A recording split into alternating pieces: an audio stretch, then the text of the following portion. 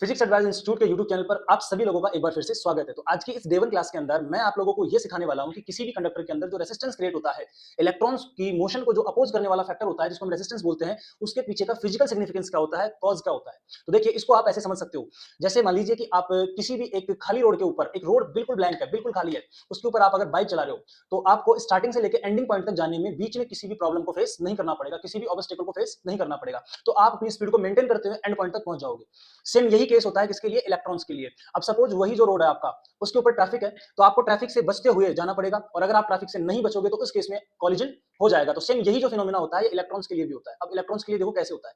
जब इलेक्ट्रॉन चलना शुरू करते हैं तो उनके पाथ में एटम्स, आयंस और अनदर इलेक्ट्रॉन्स भी आ जाते हैं, तो इनके बीच में क्या हो जाता है बच्चों, कॉलिजन होता है।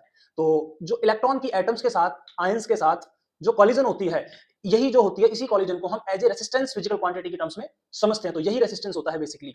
तो the collision between electrons and atoms, between electrons and ions is defined as the resistance of the conductor। तो इसी को हम कैसे कंडक्टर के रेसिस्टेंस की फॉर्म में डिफाइन करते हैं। तो सिमिलरली ये जो केस है, कुछ ऐसा ही होता है जैसे आप किसी खाली सड़क के ऊपर बाइक चलाओगे, आपको कोई प्रॉब्लम नहीं होगा। अगर वही सड़क अगर भरी हुई है तो आप ट्रैफिक से बचते हुए निकलोगे। तो ये जो इलेक्ट्रॉन होता है ट्रैफिक से बच नहीं पाता है, सीधा डायरेक्ट स्ट्रेट लाइन में अगर मोशन करता हो जाता है, बीच में एटम आ गया तो एटम के साथ कॉलिजन करेगा और अपनी एनर्जी को क्या करेगा, कम कर लेगा, मतलब अपनी एनर्जी लॉस करेगा। तो जब वो इंपैक्ट करेगा, कॉलिजन करेगा, तो जो एनर्जी है वो हीट एनर्जी की फॉर्म में प्रोड्यूस हो जाती है। तो that is called cause behind the resistance in a conductor.